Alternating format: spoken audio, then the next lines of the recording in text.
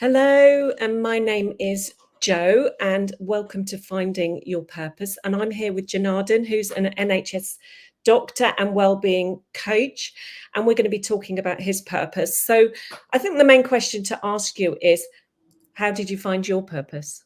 Well, first of all, thank you very much for having me on your show here, Jo. It is a real privilege to be here. And I think that the topics that we're going to be talking about, purpose and so on, is something that really excites me because I think for a lot of my childhood, I was always struggling with figuring out what it is that I wanted to do.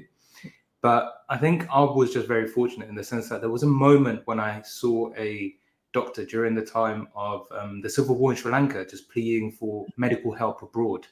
And it was that sense of helplessness that made me start considering medicine as a career choice, just because I saw the impact that it can have.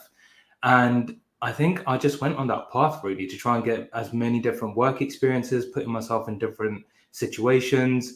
And having been part of an immigrant family, I think the fear of moving countries and so on was something that I've gotten used to. So putting myself into new environments and seeing how that felt within, I think that's the key bit actually.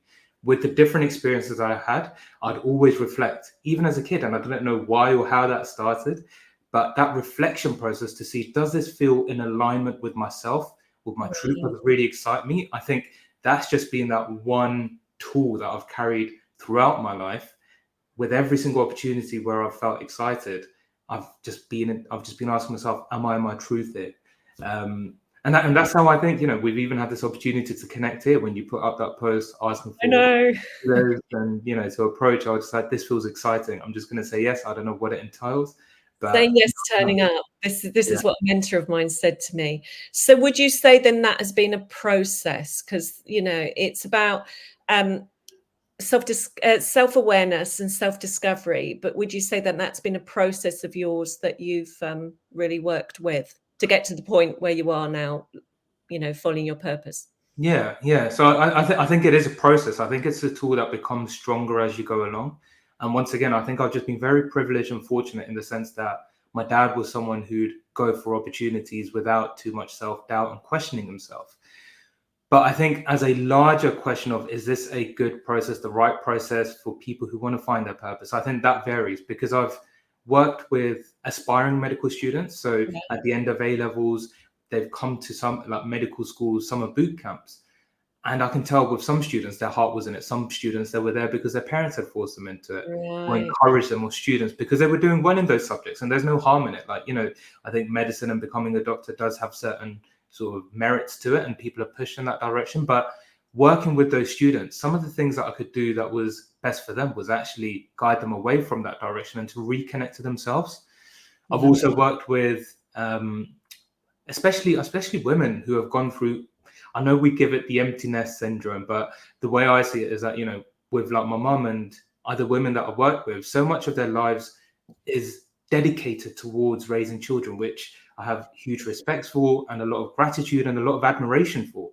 But I've noticed that once, and this is because of the work that I've done in the Tamil communities with preventative health programs, and, health oftentimes highlights issues with purpose as well. But when I've worked with that demographic, for example, one of the difficulties that they had was reconnecting to themselves now that their kids were out of the picture.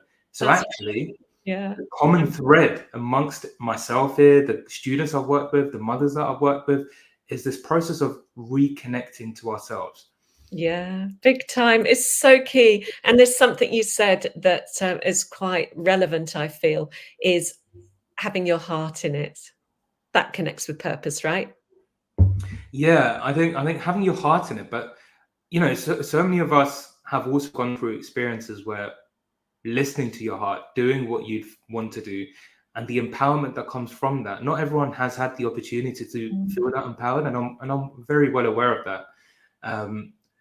There may have been previous experiences where they've gone for something that felt like it was in their heart, it didn't work out. There may have been, certain figures in their life growing up where their voice wasn't heard. So there's all of these different sort of stumbling blocks or resistance. And I think a huge part of the work is obviously connecting to ourselves, listening to our calling and, putting the foot on the accelerator and going in that direction.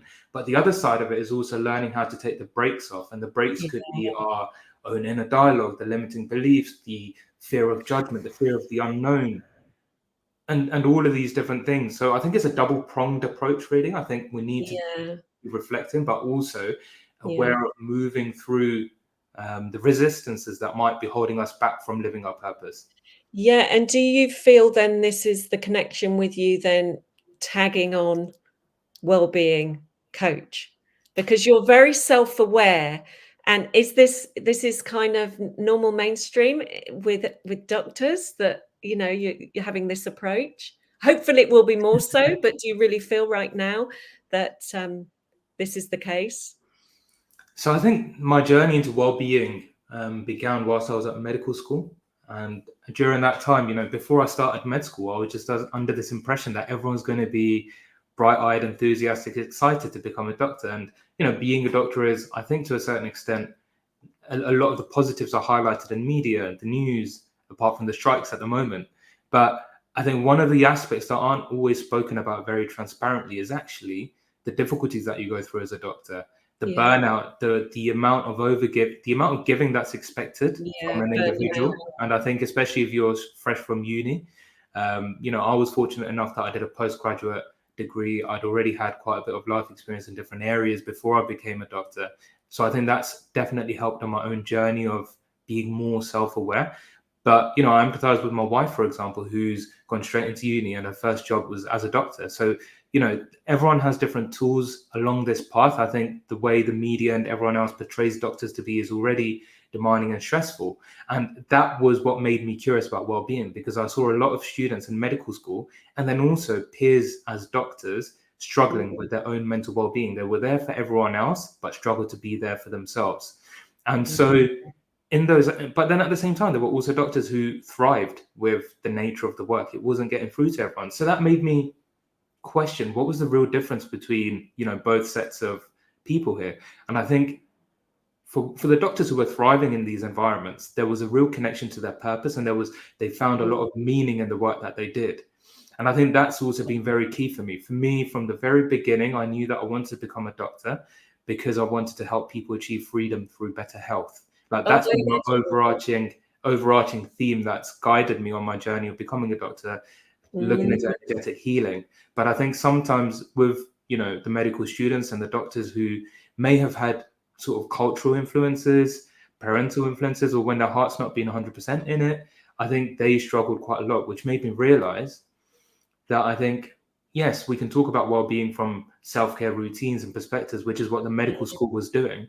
But there wasn't much focus on, well, how many of us are truly aligned to what we're doing here? Exactly. And I think that alignment, like being aligned to your purpose, I think should be the foundation of true well-being. There's foundational work to be done. I've just recently done a lot of that work myself, and it's made a huge difference. And as I said to you, I left the NHS 4 years ago, and which you would have thought was quite crazy, but it's been with no job to go to, but it's been the making of me.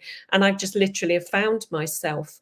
The question I'm going to ask you is, finding freedom through better health. What would you say the formula is for that?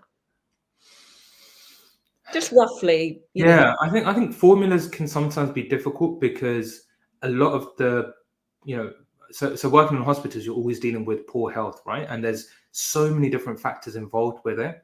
So there's obviously with certain illnesses, there's a biological cause behind it. Let's say if someone comes in after a road traffic accident, there is biological needs that you're going to have to attend to. Great. But then, if you think about it from a metaphysical side of things, you could argue that maybe there was parts of their thoughts, consciousness that invited that incident into their life. But that's a topic and a conversation for another time. Separate. Yeah. This is part of the holistic healing journey, I think, mentally, physically, emotionally, and spiritually. Yeah, exactly. So I think that's a conversation for another time. But I'm looking at like the individual who comes in with poor health, even if it was with the accident. Let's say there's then the other aspects of having to recover from that. So for that, yes, there's certain things we can do biologically, physically that nurture us, exercise, time out in nature, eating well, all of those different things. But I think a huge aspect, which I have to put my hands up and say that we're not very well equipped in the NHS to deal with, is actually the mental, emotional, and the energetic aspects of health. And a typical example of this is when we think about syndromes or functional health. That's essentially us saying that we don't have a true understanding of the biological causes behind it. And it's also because there are other factors at play. And this is something that's becoming more well studied, right? So a common idea, let's say with gastrointestinal and sort of like gut related issues, is that there's now enough research papers to show that stress plays a huge role in this. So for someone with IBS, ulcerative colitis, or Crohn's disease and so on, stress plays a huge role in that.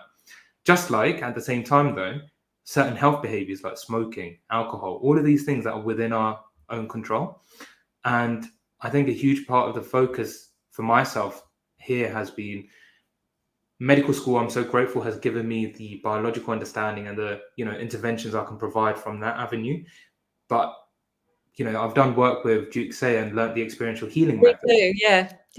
So with that work, the thing that I found fascinating is that a lot of poor health, especially with the clients you served and the clients that I've worked with, is rooted in certain trauma and energies that are trapped within ourselves.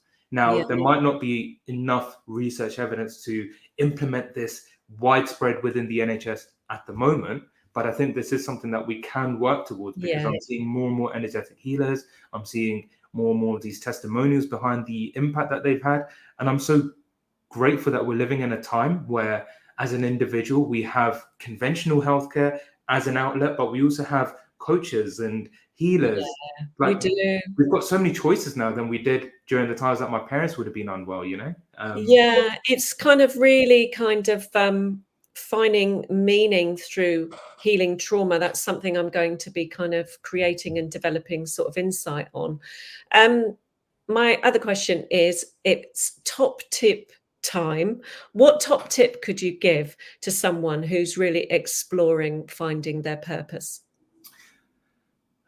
I think having a practice that enables you to connect to yourself, and connection to ourselves could be individual, right? So for someone, it could be a nice warm bath, and that could be time to yourself that you're connecting. For someone, it could be a walk out in nature. I know a walk out in nature for my brother won't be helpful, but everyone's got their individual practices. And I think having that time to yourselves daily, journaling, reflecting, allows you to start listening to the voice that we all have within ourselves. Oftentimes we say that we don't have that voice just because we're not trained enough to keep on listening to it. But I think the more we do, the more we'd pick up on it. And it's just about taking action with those small things. It could be, one day you get the inspiration to go to a random coffee shop that you haven't been to, but taking action on it, you never know what's going to come out of it. But there's going to be certain evidence that we're going to build up where, following my heart here led to this. Following my heart here led to this. So I think the more we build up those evidences in the bank, and I think it's important that we actually document those moments when things have gone in that way. Because I know I find myself in that space where sometimes I'm like, I can't hear my intuition today. Maybe I haven't also, listened to my intuition in the past, and I forget all the times when I've acted on intuition, and I think about all the times when I've been lost without intuition. But now that I've started documenting those times when I've acted on an inkling, on an inspiration, and things have worked out in a magical way, I've got this list that I can look back at and be like, these were great times. And it gives you more courage to step into the unknown, because I think there is a huge fear of the unknown that can also stop us from living following that path. So it's moving past what we do know and what we're so sort of comfortable with and things like that. Well, I think we could talk another time for sure and really expand our conversation. I really would like to, because definitely on the research front, like I have a network of so many thousands of healers, coaches, and I think it's about timing to get this work out and kind of almost project-based, research-based, but we can have another conversation another time. So where can people find you?